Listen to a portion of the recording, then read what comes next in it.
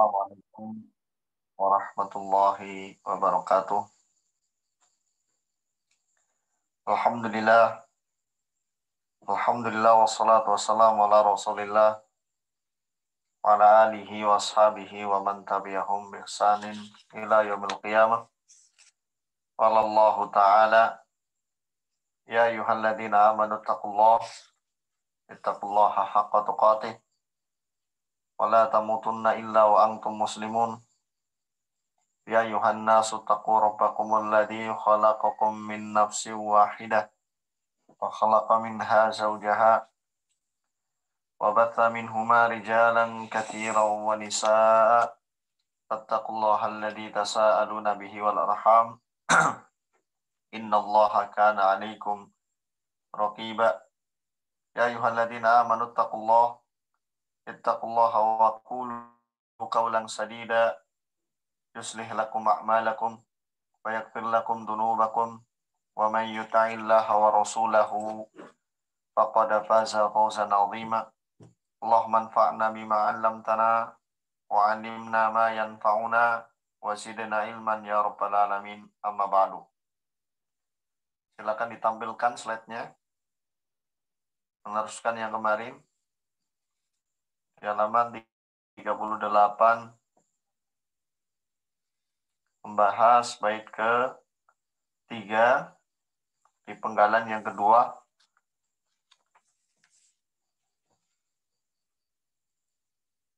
Halaman 38 silakan disimak. Qala al-muallif rahimahullahu ta'ala wa ayyusiya li ahlihi indal mauti muhtadiru. Penulis Al-Imam Jalaluddin As-Suyuti rahimahullahu ta'ala mengisyaratkan pada ayat yang kedua yang dianggap oleh sebagian ulama termasuk diantara ayat yang telah mansukh dengan perkataan beliau wa ayyusiya li ahlihi indal mauti muhtadiru.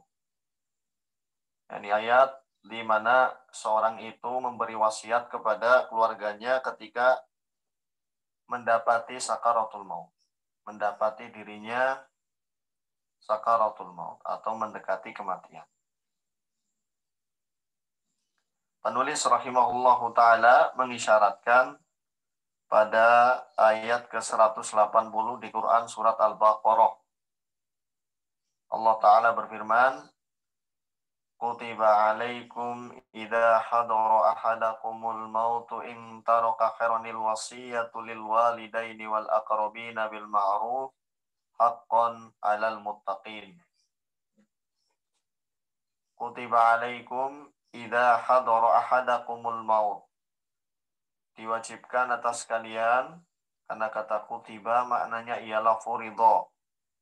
Diwajibkan atas kalian jika kematian mendatangi salah seorang di antara kalian. Kematian di sini maksudnya ialah sebab-sebab kematian.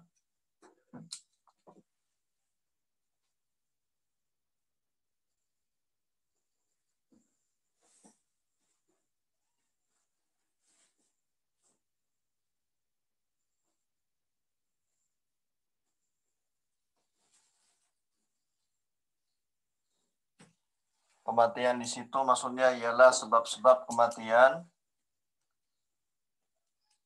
bahwa orang yang demikian wajib memberikan wasiat in taraka khairon jika dia meninggalkan harta. Khairon di situ bermakna harta atau al-mal. Ya.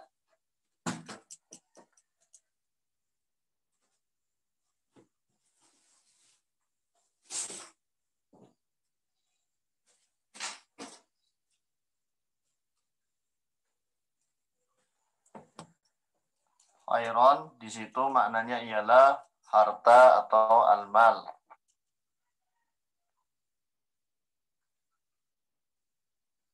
Sebagaimana firman Allah dalam Quran surat Al-Adiyat kalau tidak salah, ya. Wa innahu lihubbil khairi lasyadid. Dan manusia itu sangat senang sekali dengan al-khair. Al-khair di situ maksudnya ialah harta. Jadi, ing taraka khairon, jika dia meninggalkan harta. Yani kutiba al-wasiyatu. Diwajibkan baginya untuk berwasiat. Kepada siapa? Lil walidaini wal aqrabina bil ma'ruf. Wasiat untuk kedua orang tua, sanak kerabat secara ma'ruf, haqqon 'alal muttaqin. Sebagai suatu kewajiban yang Allah tetapkan bagi orang yang beriman. Maka surat Al-Baqarah ayat 180 ini merupakan isyarat bahwa di awal-awal Islam, sebelum turun ayat warisan, ayat mawaris atau ayat faraid, wasiat itu hukumnya wajib bagi setiap muslim yang mendapati dirinya akan meninggal dunia. Yani ada tanda-tanda bahwa dirinya akan meninggal dunia. Dan kalau dia memiliki harta, maka seyogyanya bagi dia untuk menuliskan wasiatnya, memberikan wasiatnya kepada keluarganya, terutama kepada kedua orang tua dan karib kerabatnya. Baik. Jadi ayat ini mengisyaratkan bahwa di awal Islam mewajibkan bagi setiap orang yang memiliki harta dan sudah nampak baginya tanda-tanda kematian, wajib baginya untuk memberi wasiat. Untuk kemudian ayat ini dihapus dengan kewajiban warisan. Ini ayat ini dihapus dengan ayat mawaris, ayat warisan yang Allah turunkan di Quran surat An-Nisa ayat 11 dan ayat 12 serta ayat yang terakhir. Ya. Jadi kewajiban tentang wasiat ini kemudian dianulir hukumnya, dinasakh hukumnya dengan ayat warisan di ayat 11 dan ayat 12 serta ayat terakhir. Di mana Allah Tabaraka wa Ta'ala menjelaskan tentang bagian-bagian yang wajib bagi ahli waris, di mana ahli waris nanti juga ada dua bagian, ada yang mendapatkan warisan secara al-farad, secara kewajiban yang ditakdirkan oleh Allah, yang telah dikhususkan oleh Allah di dalam Al-Quran, atau sebagai asobah. Baik. Jadi ini adalah kesimpulan secara umum apa yang disyaratkan oleh Al-Imam Jalaluddin As-Suyuti rahimahullahu ta'ala pada ayat yang ketiga ini.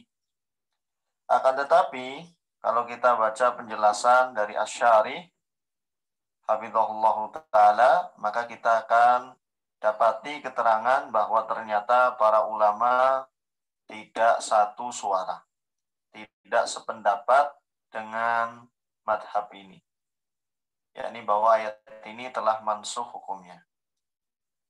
Setidaknya ada 5 pendapat sebagaimana yang disebutkan oleh Abu Ja'far An-Nahas dan dinukilkan oleh penulis yakni Asy-Syarih dalam kitabnya ini. Baik, saya sebutkan kesimpulannya.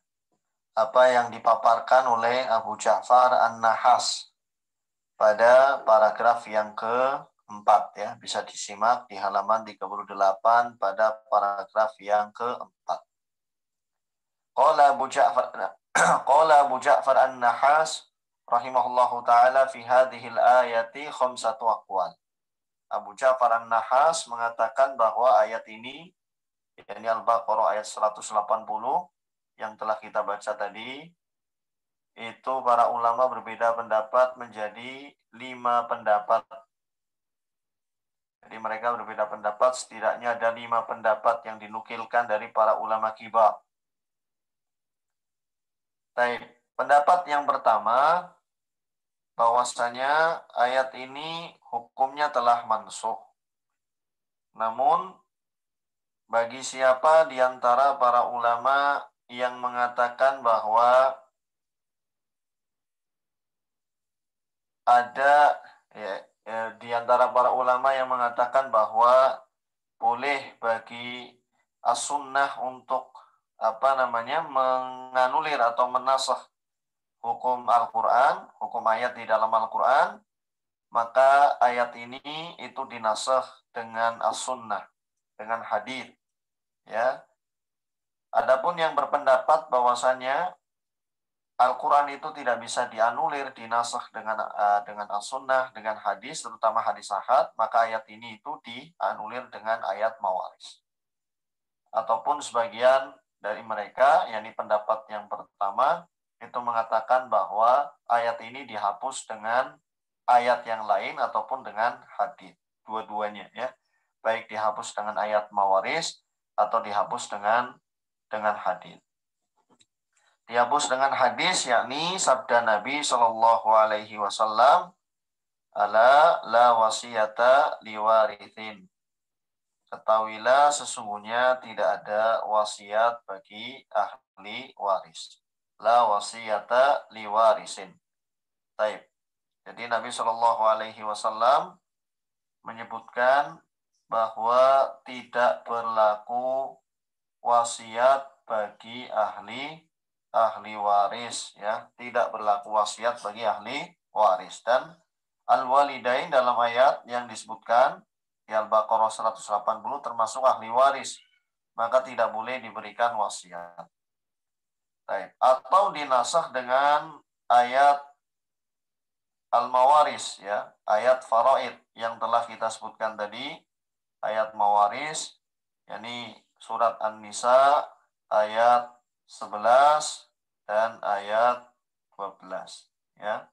Surat An-Nisa ayat 11, ayat 12. Atau sebagian mengatakan An-Nisa ayat yang ke-7 juga bisa menasakh keumuman perintah atau kewajiban perintah untuk berwasiat bagi orang-orang yang hendak meninggal dunia. Ini firman Allah, lirrijali nasibum mimma tarakal walidani wal aqrabun walin nisa'i nasibum mimma tarakal walidani wal aqrabun. Baik.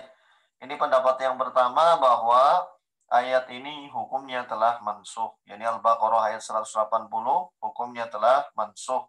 Baik itu mansukhnya dengan ayat Al-Quran, yani ayat mawaris, atau mansukhnya dengan hadis Nabi Shallallahu alaihi wasallam yang berbunyi la wasiyata liwarithin, tidak ada wasiat bagi ahli waris. Pendapat yang kedua yang disebutkan oleh beliau, yakni Abu Ja'far An-Nahas, ini pendapat yang dinisbatkan kepada Mujahid, salah seorang ulama tabi'in al-mufassir. Beliau mengatakan, nasakhotha yusikumullahu fi auladikum lidzakari mithlu haddil unthayain. Bahwa ayat ini itu dianulir hukumnya dengan firman Allah di Quran surat An-Nisa ayat 11. Ini ya yang kita sebutkan tadi. Yusikumullahu fi auladikum lidzakari mithlu haddil unthayain. Yani apa yang kita sebutkan tadi di awal. Kemudian pendapat yang ketiga, ya, jadi beda antara pendapat yang pertama dengan pendapat yang kedua. Pendapat yang pertama tadi, yang menasakh itu boleh jadi as-sunnah atau Al-Quran. Kalau yang berpendapat yang menasakh itu as-sunnah, maka hadis Nabi, la wasiyata liwarisin.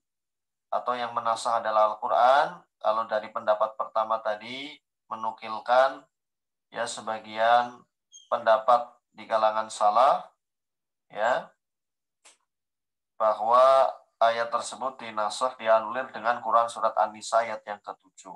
Sedangkan Mujahid di pendapat yang kedua itu mengatakan bahwa ayat ini itu telah dianulir dengan An-Nisa ayat 11. Kemudian pendapat yang ketiga, pendapat yang dinisbatkan kepada Al-Hasan. Demikian pula Ibnu Abi Thalha meriwayatkan pendapat ini dari Ibnu Abbas radhiyallahu ta'ala anhuma.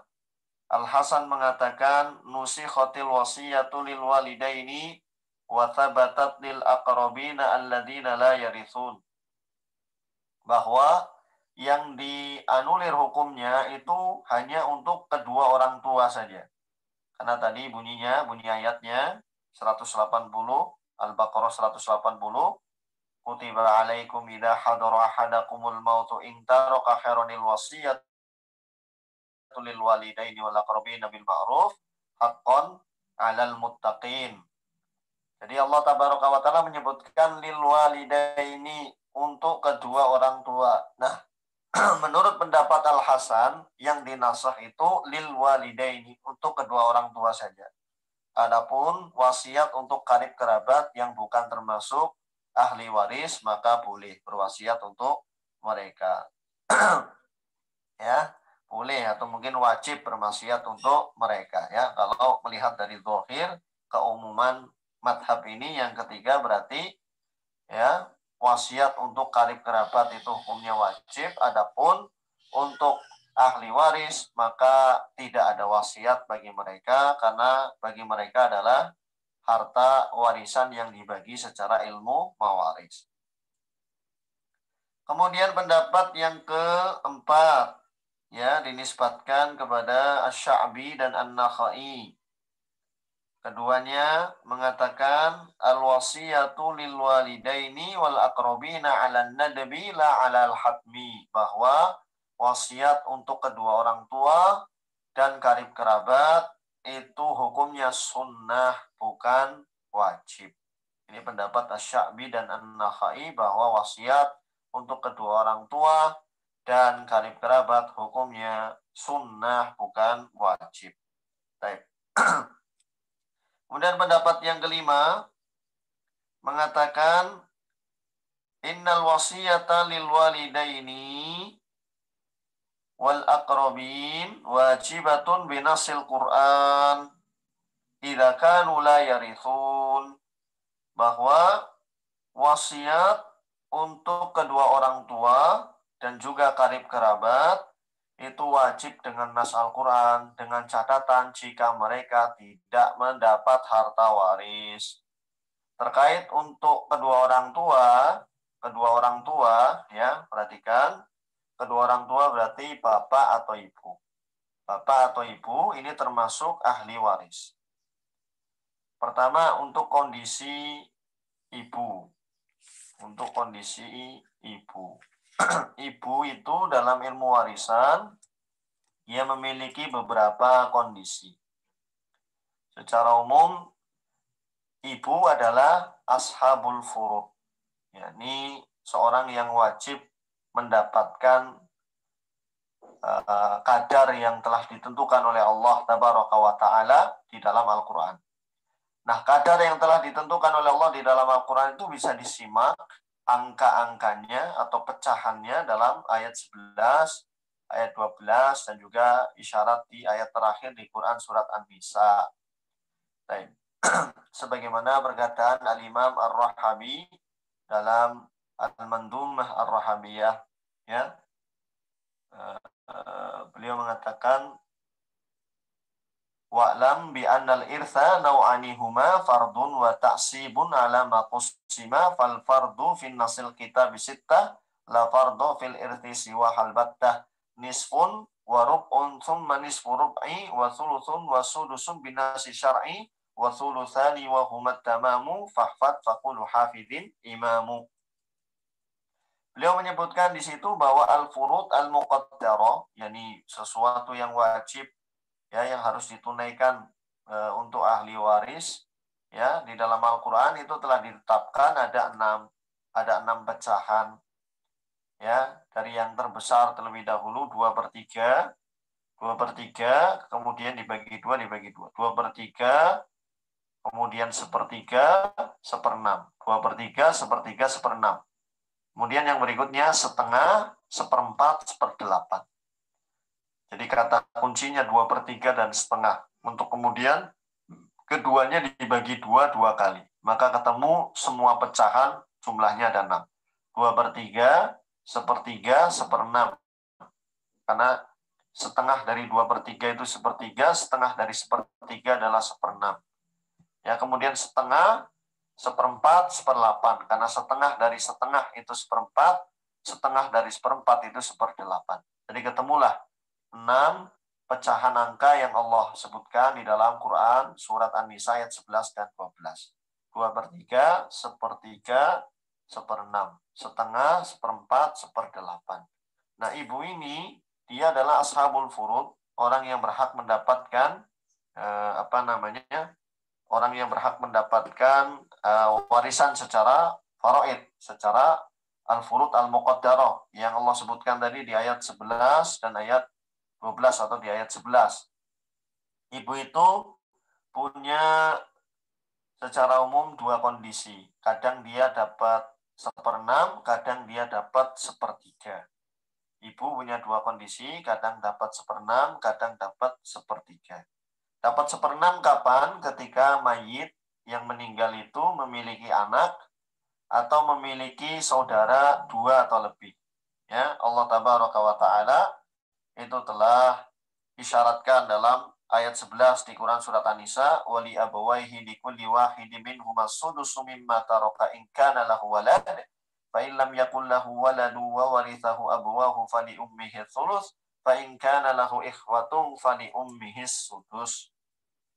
Dan bagi kedua orang tua itu bagi mereka seperenam jika mayit itu punya anak. Jika mayit tidak punya anak, maka ibu dapat sepertiga. Jika mayit punya saudara 2 atau lebih, maka ibu dapat seperenam. Jadi kondisi ibu dalam ilmu warisan itu cuma ada 2 kondisi, kadang dapat seperenam, kadang dapat sepertiga.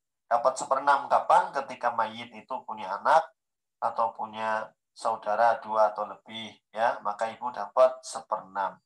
Dapat sepertiga kapan? Ketika mayit tidak punya anak dan tidak punya saudara 2 atau lebih, maka ibu dapat sepertiga. Itu kondisi ibu di dalam ilmu warisan. Maka jika kondisinya dia dapat warisan, maka bagi ibu tidak berhak dapat wasiat sama sekali, ya, menurut pendapat yang kelima ini. Ya, karena pendapat yang kelima ini bahwa kedua orang tua itu wajib diberikan wasiat jika mereka tidak mendapatkan warisan, dan ibu pasti dapat warisan tanpa kecuali. Kenapa? Karena dia adalah ashabul furud, orang yang diberikan jatah yang wajib di dalam Al-Quran. Adapun bapak, nah bapak ini beda kondisi dengan ibu. Nah bapak ini dia ada secara umum 2 kondisi. Kadang dia itu sebagai ashabul furud, kadang dia itu sebagai asobah. Dia sebagai ashabul furud jika si mayit itu tidak punya anak. Sebagaimana Allah sebutkan, wali abwaihi likulli wahidin minhum as-sudusu ya mimma taraka in kana lahu walad. Dan bagi kedua orang tua, bapak dan ibu, termasuk bapak di sini itu dapat 1/6 jika mayit punya anak. Maka jika mayit punya anak, ya, bapak dapat 1/6. Tapi jika mayit tidak punya anak, ya, maka bapak dia menjadi asobah. Asobah yakni orang yang mengambil sisa harta setelah diberikan kepada ashabul furud, dia mengambil seluruh harta. Kalau sisanya setengah, dia ambil setengah. Kalau sisanya 2/3, dia ambil 2/3. Kalau sisanya 1/6, dia ambil 1/6. Kalau sisanya cuma 1/5, dia ambil 1/5. Kalau tidak ada sisa, ya tidak dapat. Ya, itulah asobah. Jadi resiko asobah itu kalau dia pas kebetulan banyak, maka dapatnya banyak.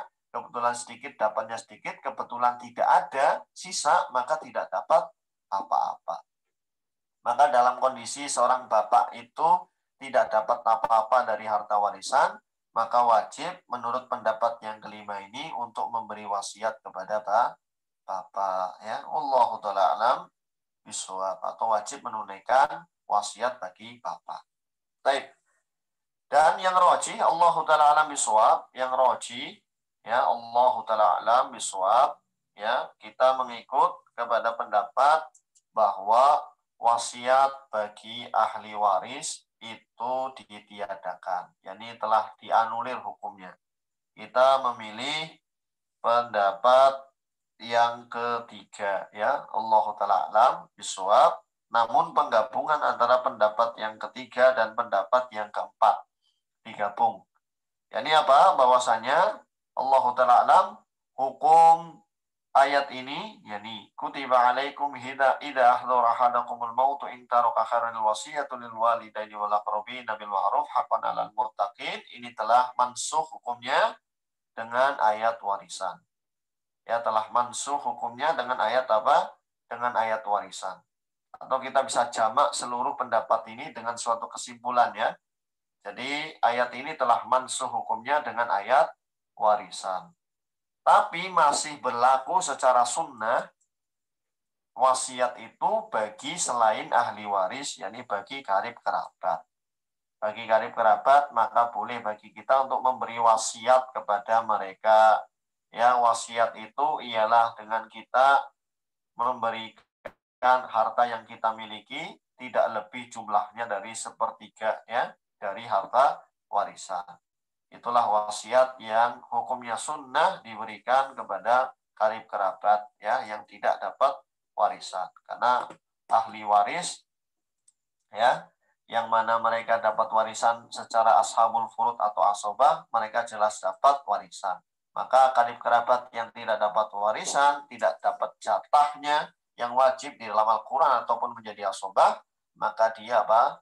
Maka dia berhak mendapatkan wasiat. Dan hukum wasiat ini tidak wajib, tapi apa? Sunnah. Jadi kalau ada seorang yang meninggal dunia, seorang muslim meninggal dunia dan dia punya harta yang banyak dan belum berwasiat suatu sepatah kata pun kepada ahli warisnya bahwa hartanya untuk ini, hartanya untuk ini, tidak ada wasiat sekalipun, maka tidak mengapa, tidak berdosa baginya. Karena hartanya semuanya itu nanti akan dibagi secara warisan, secara ilmu warisan. Wallahu ta'ala alam bisawab. Baik, sampai sini ada yang ditanyakan?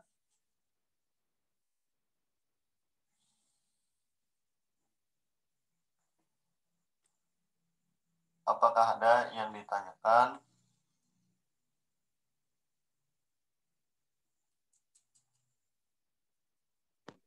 Ana Ustaz mau bertanya.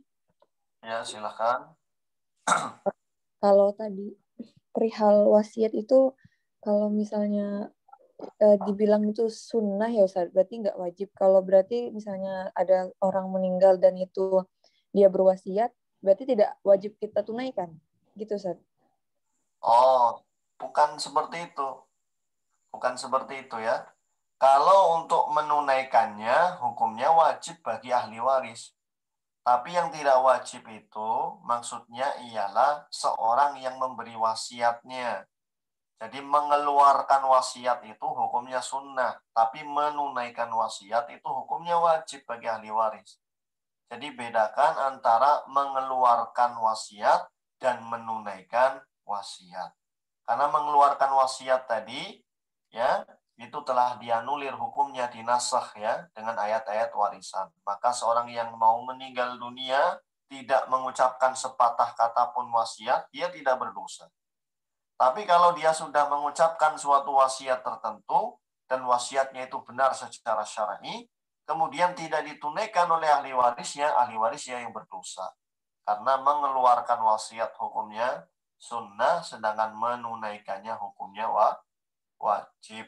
Dan itu suatu amanah. Paham ya, insya Allah? Nah, Ustadz, kalau misalnya wasiat itu kan tadi yang penting tidak melanggar syariat.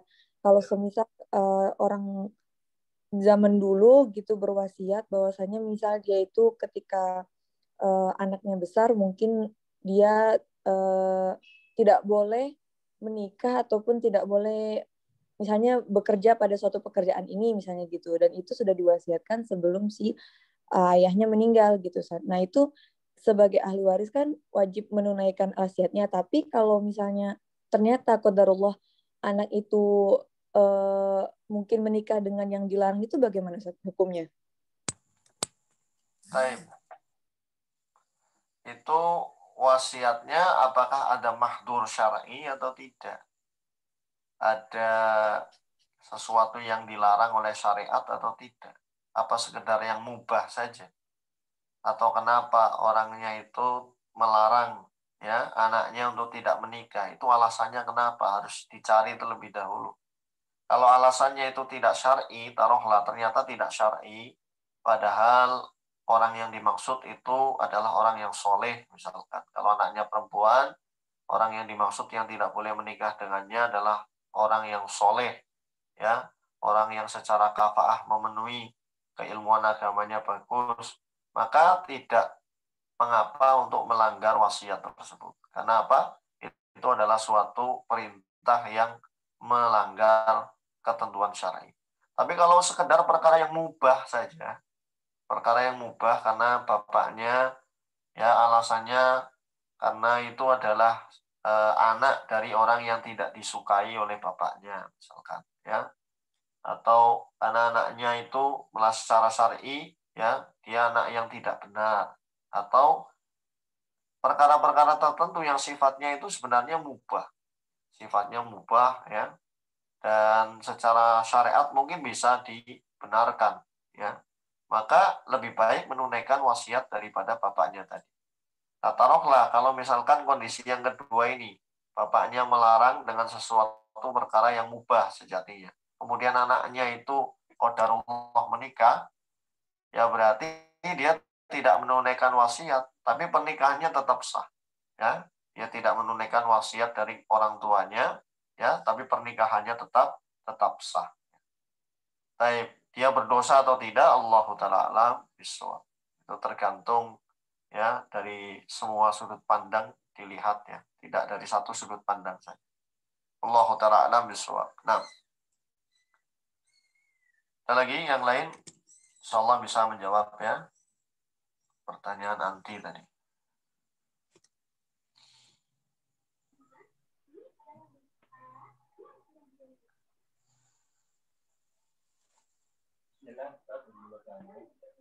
Ada?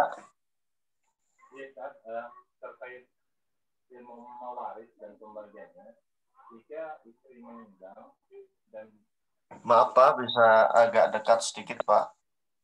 Saya kurang dengar. ya, Ustaz,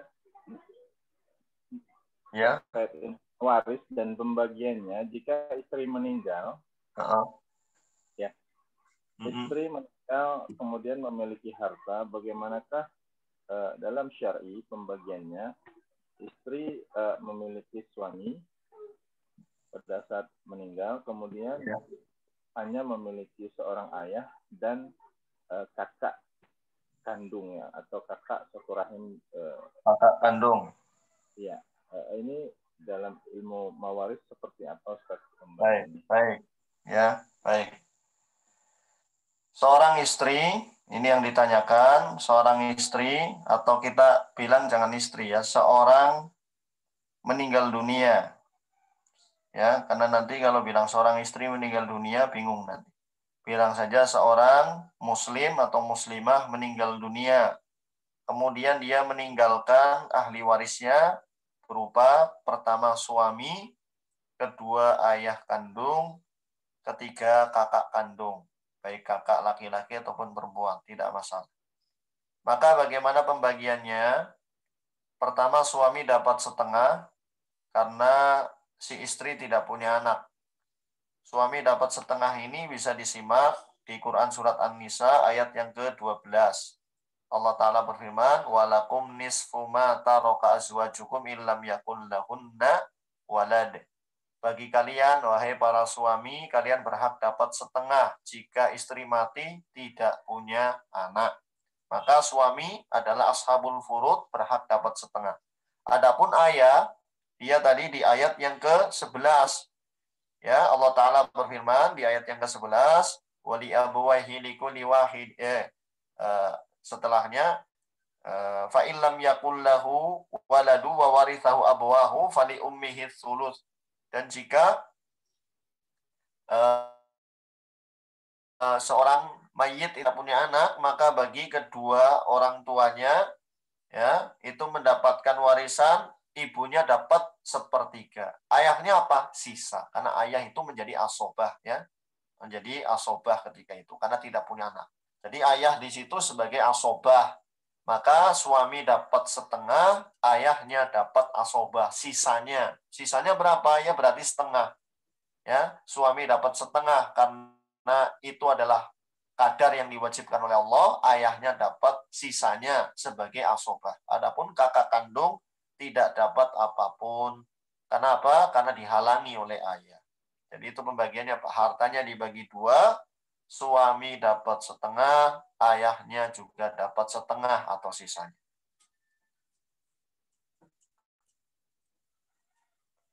Sama bisa dipahami ya, Pak, ya? Ya, kalau Afghanistan ternyata ayahnya meninggal, kemudian ayahnya meninggalnya itu setelah atau sebelum si istri meninggal tadi? setelah Setelah, iya, ayahnya tetap dapat setengah. Nah, maksud yang anak setengah itu dibagi untuk ahli warisnya yang lain. apa Ustaz? Maksud anak ayahnya meninggal, lalu si ahli warisnya meninggal. Nah, kemudian ahli waris memiliki anak, tapi anak yang dibawa oleh ahli waris, maksudnya ahli waris yang mana? Pertanyaannya harus dirunut. Ahli waris istri kan tadi suami sama ayah kan? Maksudnya yang mewarisi. Jadi misalnya istrinya meninggal, kemudian sebelum istri meninggal tuh ayah terlebih dahulu meninggal. Jadi ahli warisnya suami tadi dan katanya istri seorang muslimah meninggalkan suami dan ayah. Itu kan pertanyaannya tadi kan? Makanya ya. harus dirunut dulu. Nah, untuk warisan itu harus dirunut. Seorang yang meninggalkan siapa? Nah, yang meninggalkan siapa inilah itu ahli waris. Ya. Yang masih hidup itu ahli waris. Ketika si mayit itu mati, yang ketika masih hidup itu namanya ahli waris. Jadi pertanyaannya harus dirubah lagi itu berarti. Bukan itu konteks pertanyaan. Bagaimana? Ya, benar Ustaz. Jadi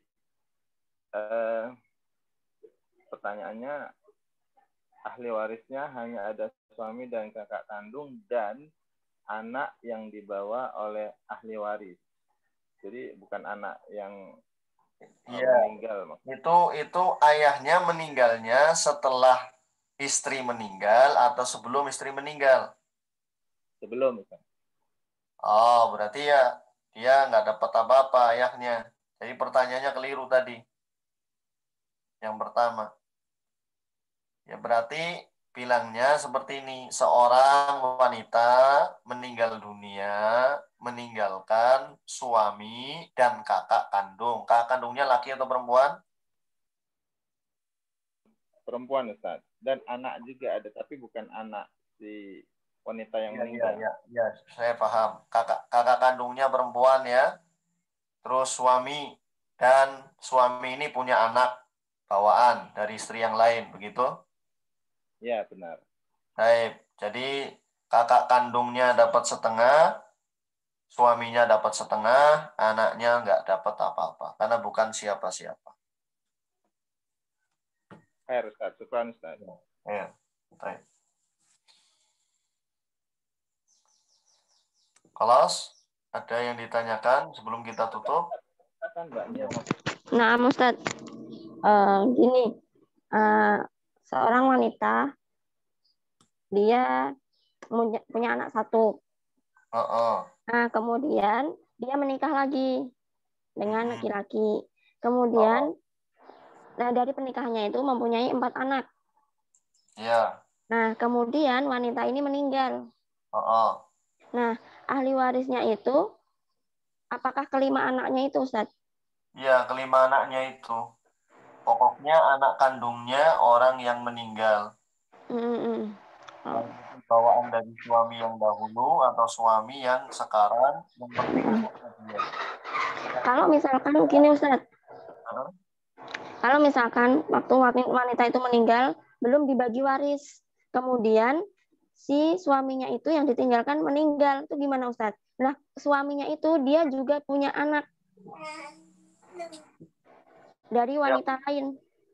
Nah, jadi itu namanya kewarisan berganda nanti ya. Pertanyaannya harus dirunut dulu. Maka untuk memahami, untuk memberi pertanyaan dalam ilmu waris juga harus ada fikihnya sendiri, harus belajar ilmu waris.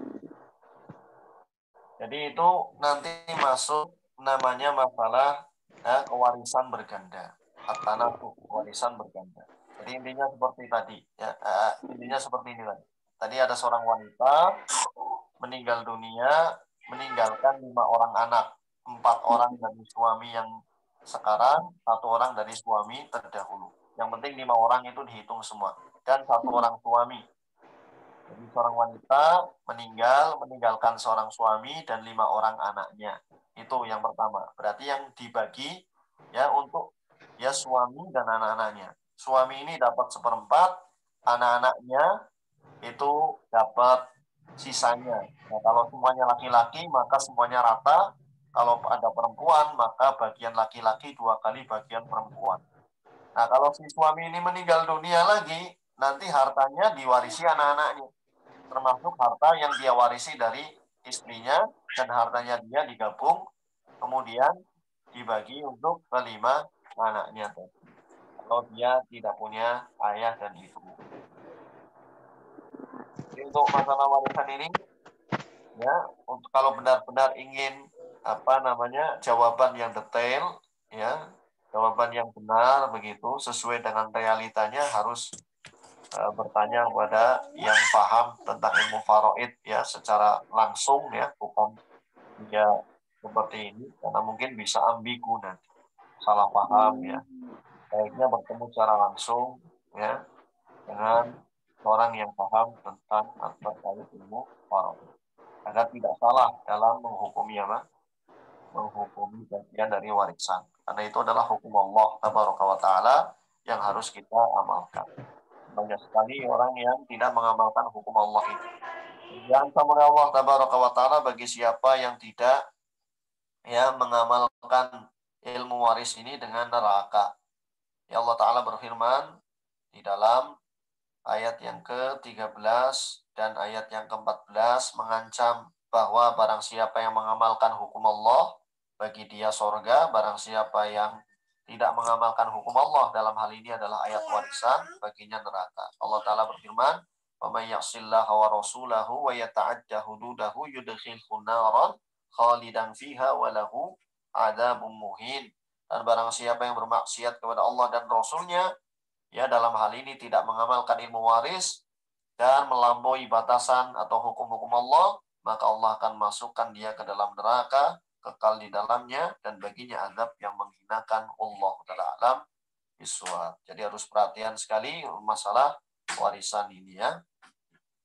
Kiranya sekian ya, insyaallah Ta'ala pertemuan kita kali ini semoga bermanfaat, karena pertemuan kita adalah ya hari Kamis dan pagi, tentunya banyak di antara antum dan antuna mungkin yang punya kesibukan ya, di waktu pagi. Maka kita cukupkan.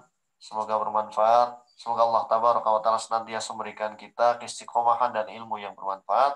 Subhanakallahumma wa bihamdika asyhadu an la ilaha illa anta astaghfiruka wa atubu ilaik. Assalamualaikum warahmatullahi wabarakatuh.